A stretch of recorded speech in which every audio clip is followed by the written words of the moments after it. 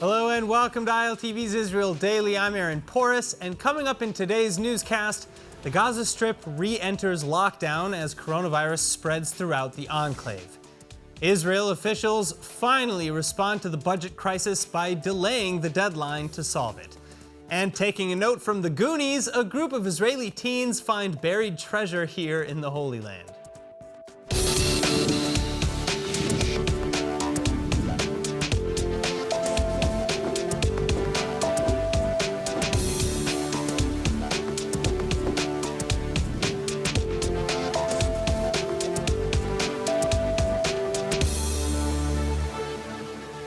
Starting tonight on the Gaza border again, the IDF carrying out a number of airstrikes and tank strikes against Hamas military targets and infrastructure, the 12th IDF attack in Gaza in the last 13 days. The Palestinian Islamic Jihad terror group also reporting that 4 of their members were killed in explosions in eastern Gaza City on Monday night. But as per usual lately, the IDF retaliations are coming in response to Palestinian explosive and incendiary balloon attacks increasingly being launched into Israel indiscriminately. And with dozens of fires breaking out daily, thousands of acres have been burned by the crude devices. Meanwhile, in efforts to quell tensions between Israel and Gaza, Qatari authorities are arriving in the region today, first meeting with Israeli defense officials and then traveling into the Strip. But adding to his plate, Qatari envoy Mohammed El Emadi is now having to brave coronavirus quarantines in the Hamas-run enclave as well. Lauren Izo reports. The streets largely empty, aside from those visiting a pharmacy or grocery store. These are the scenes in Gaza. The Hamas-run Strip announced a lockdown after its first cases of COVID-19 among the general population. أولاً فرض حظر تجوال تام على جميع محافظات قطاع غزة بما يشمل تعليق العمل وعدم الدوام في كافة المرافق لمدة 48 ساعة بدءاً من هذه الليلة بما يشمل مقرات العمل الرسمية والخاصة والمؤسسات التعليمية وإغلاق المساجد والأسواق وصالات الأفراح والنوادي ومنع التجمعات. The cases were from a single family in a central Gaza refugee camp. Movement in and out of the camp where the cases were found has now been completely prohibited, except for people returning home. Until this week, the 360 square kilometer coastal strip, home to 2 million Palestinians, had reported no infections outside quarantine centers. Those centers had recorded 1 death and 109 infections. Also, people arriving in Gaza have had to spend 21 days in the centers on orders from Hamas. Lauren Izo, ILTV. Meanwhile, in Israel, coronavirus numbers are also rising. On Monday, seeing the highest daily infection rate in a month. To be exact, the health ministry is reporting 1,888 new cases since Sunday and 7 new deaths. Jerusalem also hoping to collaborate with Abu Dhabi on the pandemic. Israel's health minister, Yuli Edelstein, is in talks with his Emirati counterpart, Abdul Rahman Mohammed Al Awais, each planning to appoint a representative for a joint coronavirus task force, particularly regarding a vaccine treatment and treatment trials. Now, a pandemic is a wake-up call for anyone trying to become healthier, but where do you need to start and how do you start? Dr. Rafael Kelman, physician of integrative and functional medicine, is joining us with the answer to this important question. Doctor, thanks for being with us. Now, I'm sure that our viewers can empathize with that feeling, with the desire to be healthier, but what tests need to be done first to start that change? Well, you know, many people who have the risk factors, the ones who are more likely to get seriously ill from COVID, have the same underlying issues with a number of medical problems, heart disease, diabetes, hypertension. And by knowing the different deficiencies, nutrient deficiencies and inflammation associated with these disorders, by testing for these problems, and by treating these problems with a natural approach, we go a long way in reversing the disease and significantly reducing the risks associated with COVID. Interesting. So how many patients, who have come to your clinic say that their desire to start changing their lives really began with the coronavirus? Oh, this is a big wake-up call because people know that the COVID morbidity and mortality is associated with hypertension, diabetes, obesity, and autoimmune disorders. So they know this is real serious. You're at much higher risk for not only for the disease of itself as being a problem, but a much higher risk of morbidity, a higher morbidity and mortality from COVID itself. So they're interested in getting to the root problem, understanding the root causes, and they know that this can be reversed and must be reversed only through a natural approach, using the micronutrients that people are deficient in, reducing inflammation with natural compounds, improving the microbiome. All of this goes a long way in reducing risk of developing the COVID infection and also reducing the morbidity and mortality. And also, this is the path in reversing a wide variety of disorders. I see. All right. Now, I understand that the Kelman Wellness Center actually works a little bit different than other medical practices with your in-depth testing to uncover, root causes of symptoms. Can you tell us a little bit more about that? Well, first of all, we test for micronutrient deficiencies, zinc, vitamin D, vitamin C, magnesium. All of these micronutrients are associated with increased morbidity and mortality for a wide variety of disorders, especially COVID. When people say that, if you're elderly and you have hypertension, diabetes, you're at higher risk. Well, why?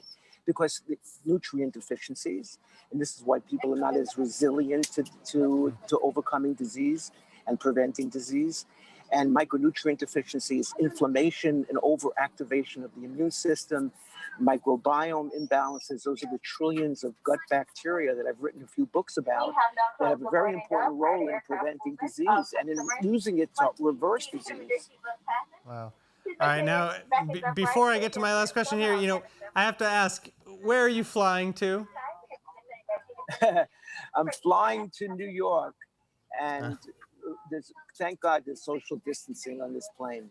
All right. Finally, the most important thing, what's a tip that you can give to those who want to change their diet and their health tomorrow morning? Follow the microbiome diet. Understand the important role of the bacteria in our gut in preventing disease. Learn about it. Learn how we can harness the power of bacteria to prevent disease and even reversing disease. And this could be with the dietary approaches, mostly plant-based, eating foods like jicama, radishes, Jerusalem artichoke, and it's all in my book, The Microbiome Diet, which foods that can improve the microbiome, which thereby reduces inflammation, improves nutrient absorption, and goes a long way in preventing and even using the power of bacteria to reverse disease. All right. Dr. Kelman, thank you so much for sharing with us and have a wonderful flight. Thank you very much. Thanks for having me. Bye-bye. Now, in exactly 1 week, Israeli students will begin the new school year in schools and kindergartens. But due to the coronavirus epidemic, formal learning has been changed for the foreseeable future. So how do the teachers who have to deal with this challenge feel? Eran Rosen, teacher from the Ort Rabbin at Gan Yavne, is joining us. Thank you so much for being with us. All right, now, what is it that your classes, what is your class going to look like exactly in the coming months? First of all, we are doing in capsules, like 18 students in each capsule. Okay. And this is how we're going to teach in frontal way. It's not going to be all week long, just a couple of days, like 2 or 3 days, we're going to teach frontal, and the rest of them then in the long distance. Oh, so most of your students are going to be studying from home? Yeah. Wow. Thanks, because the school cannot contain all these students if we want to divide them into capsules. So that's the best way not to hurt them or not to how to say it, Maybe endanger all the they staff. They can still and each other. They can still learn in the best way. Well, so how, that's my next question. How is it that Zoom or distance learning in general has really affected the quality of instruction? Because I understand that, kids have been learning on Zoom really now since March. You are correct. You have the advantages and the disadvantages. Like the advantages that you don't have to wear a mask. So the students can understand you better. If you want the class to be quiet, you just press the mute button and you can let everyone that you want to say something or to ask a question. So it is very easy than teaching in a normal class. But you have a disadvantages. First of all, not all students want to see them. So you're facing a blank screen. You don't know if they understand the material, if they understand you correctly. So you can lose some of the students during this lesson. How would you advise, students like your son to maybe meet his classmates and new friends during these challenging times, or is that really impossible? It depends what's the situation about the coronavirus. If he can go out and meet with friends, of course it's better, but that's not the situation all the time, because when you have a lockdown, you can't do that. So basically, what I advise him to use the phone, Zoom applications, trying to share his feelings, because it's not a normal situation for a kid in his age. Wow. All right, Eran, thank you so much for taking the time to be with us today. And I hope you have a really wonderful school year. Good luck. Thank you. All right, now coronavirus aside, at least one other tragedy in Israel has been avoided. The Knesset overnight officially voted to delay the budget deadline.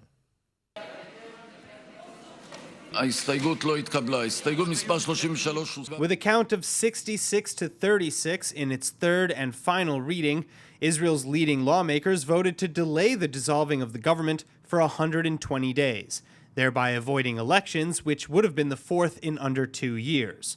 Prime Minister Benjamin Netanyahu and alternate Prime Minister Benny Gantz compromising at the last second before the Monday night state budget deadline to pass this delay. אני אמשיך לעשות את הדבר הנכון, למנוע בחירות מיותרות שלא צריך, ואני מקווה שגם אחרים ינהגו ככה. ואם חלילה נגיע לבחירות, עוד יישפך פה דם ברחובות.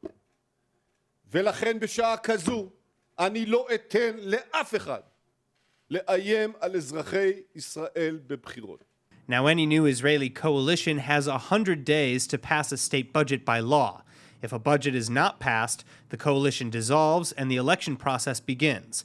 Israel's 100 days were up midnight on Monday, but not anymore. And in light of the economic crisis caused by the coronavirus, the passed delay proposal also includes a 4% bump in the default 2020 budget, which is based on previous year's budgets plus a raise for inflation. Still, like a Band-Aid on a gaping wound, the delay is not enough. Without a new and itemized budget agreement, new programs cannot begin, and government-run or affiliated schools and organizations don't know what funding to expect, if any. But most of all, elections are still on the table, as long as Netanyahu and Gantz can't agree on a fiscal plan.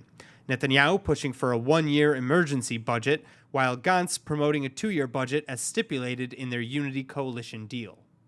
And now joining us with more on the narrowly averted budget deadline is Lahav Haukov, senior contributing editor from the Jerusalem Post. Lahav, thank you so much for being with us today. Thanks for having me on. All right, so we did it. We avoided the elections, sort of. What exactly is the compromise proposed by MK Tzvi Hauser, which Blue and White and the Likud party agreed on yesterday? So the central part of it is postponing the budget to the end of December. By law, a new government has to pass a budget within 100 days or an election is automatically. And this way they amended the law to add another 120 days. So first of all, we've averted the crisis by which we would have automatically had an election, and now we have till the end of December. Now, it doesn't mean that we're not going to have an election called in December. And it doesn't mean that, the government is off now and life is easy for them. They need to come up with an actual budget proposal together as a government, and they don't get along very well. Their priorities are very different. So it's definitely going to be a challenge. And we already see the challenges in the other part of the compromise.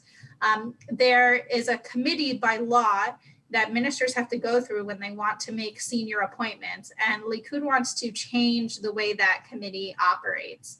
And part of the compromises is to move forward sort of and figure out a compromise on that matter, on how senior positions are appointed.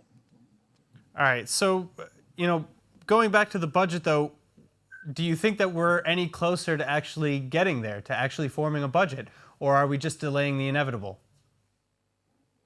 Well, the optimistic view is that if Netanyahu and Gantz have managed to sort of cross this Rubicon and agree on this one thing, then maybe it will open the door to further agreements. On the other hand, they both agreed to this compromise very reluctantly. Netanyahu's speech sounded very much like an election campaign speech. He was touting all of his successes. And Gantz's speech on the matter, well, he just sounded, I think, the angriest I've ever heard him. And so that is not the best sign. But on the other hand, they expressed willingness to compromise and work together. So maybe moving forward, I'm sure it won't be easy, but they'll continue having that willingness. I see. All right. Well, Lahav, thank you so much for joining us today. Thank you. Moving on, United States Secretary of State Mike Pompeo is here in the Middle East, bouncing back and forth between Israel, Sudan, and other nations in the region. But the American diplomat is drawing heavy criticisms now for plans that would seemingly violate his own federal orders. Pompeo reminded all American diplomats last month that making political statements is illegal and inappropriate partisan behavior as described in the United States' Hatch Act. But Pompeo is scheduled to address the Republican National Convention from Jerusalem in a recorded address today, where he's expected to applaud President Trump's regional accomplishments. So critics are alleging that Pompeo's speech would violate the spirit, if not also the letter, of the Hatch Act, an act that he just reminded others to obey. Critics also blast the choice of speaking from Jerusalem as an act that politicizes Israel-America ties. Pompeo and his legal advisors argue, however, that Pompeo is speaking as a private citizen and not as a diplomat, with no state resources being involved. And finally, that Pompeo's recorded statement is being reviewed to ensure that it does not cross any ethical lines. All right, now, earthquakes are not common news in Israel, but they are a significant factor in the real estate market. A special regulation in local building laws has resulted in more and more buildings undergoing massive renovations so that they can survive earthquakes, and thus the real estate market in major cities in Israel changes drastically. Eyal Katz, owner, founder of Skyview Real Estate Tel Aviv, joins us to explain the law that put the local market on the spin. Now, I have to ask you, what exactly does this law say? After 1980, there was a new standard of building that was suited for earthquakes. So the new law says that every building that was built before 1980, it doesn't meet the new standard of building and needs to be straightened for earthquakes. But it's not mandatory. On the other hand, if you do renovate a building that was built before 1980, you get a lot of benefits from the municipality. So what kind of benefits are we talking about, and what kind of renovations are included? It's called the Tama 38.1 and Tama 38.2. There's two Tamas. The difference between the Tamas is that Tama 38.1, you take the building, you renovate it, and the new apartments you build on the old building. And Tama 38.2, you demolish the building and you build everything from scratch. That's the major difference between them. And then, so how many buildings have been renovated since 1980 then? It's a tricky question because every year it's a different number, but it's around 5,000 new apartments every year. You can look at it this way, that on every 9 new apartments, 1 apartment is a Tama apartment. And I can tell you this, that the municipality are doing everything to reduce that number. They don't like the Tama. So why don't they like the Tama? That's for a different. I see. That's for the next show because it's a long story. All right. Well, then, I'll ask you this. How has that affected the local real estate market, local apartments? Well, prices increase, of course, if you know that your building is going to have the Tama. or sign for Tama, but I can tell you it's not an easy process, and it takes years and years to sign all the tenants in the building and to get a building permission. So who's really benefiting from this? Because I think ultimately people want, the residents who are living in these apartments to feel safe and benefit from the fact that they're in an earthquake-proof building. But it sounds like they maybe they're not the biggest winners. Well, I can tell you, besides the municipality that I told you they don't like it because they don't benefit from it, so the contractor, because he gets more percentage of contractor, and the owner, of course, the owner can get a mamad, he can get an elevator, a balcony, a new lobby, a parking space. And let's not forget that now his apartment is safe from earthquakes. All right, well, it sounds like there's a lot of work to be done in this group of benefits, and a lot of people who can maybe benefit from it. Eyal, thank you so much for joining us. Thank you very much. And of course, if you want more information, please head to skyview-re.com. Now, are you an emotional eater?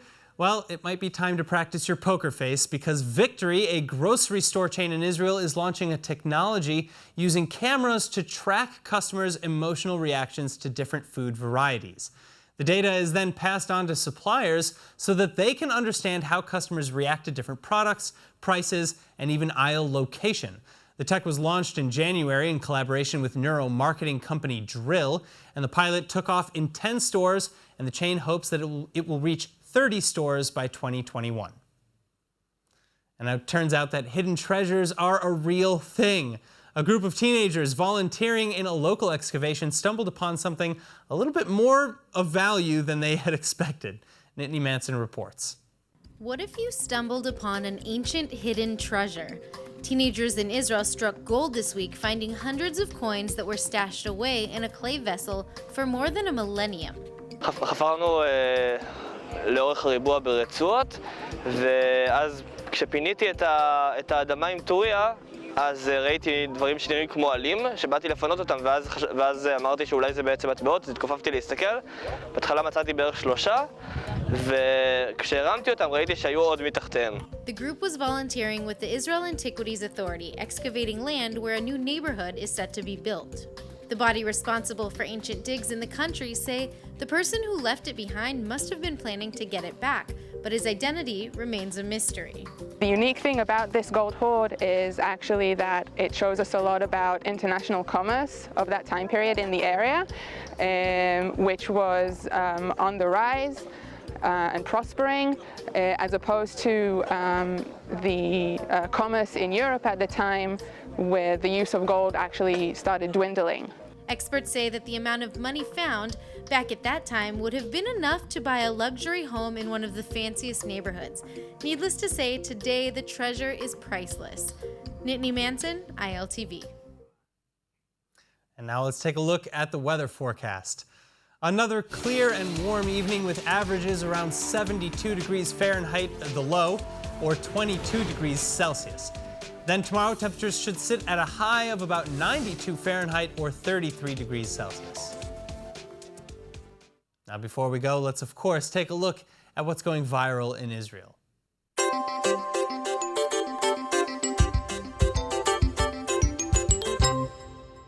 I'm sorry, I've been thinking about this all day, and I have to do it. Like, I have to. Here are our sea lions, specifically this little guy, Kane.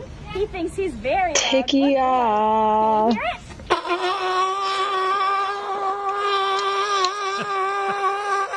no. I think Parker. Shevarim. Oh, wow. What about you? Trua. Tikia Gedola.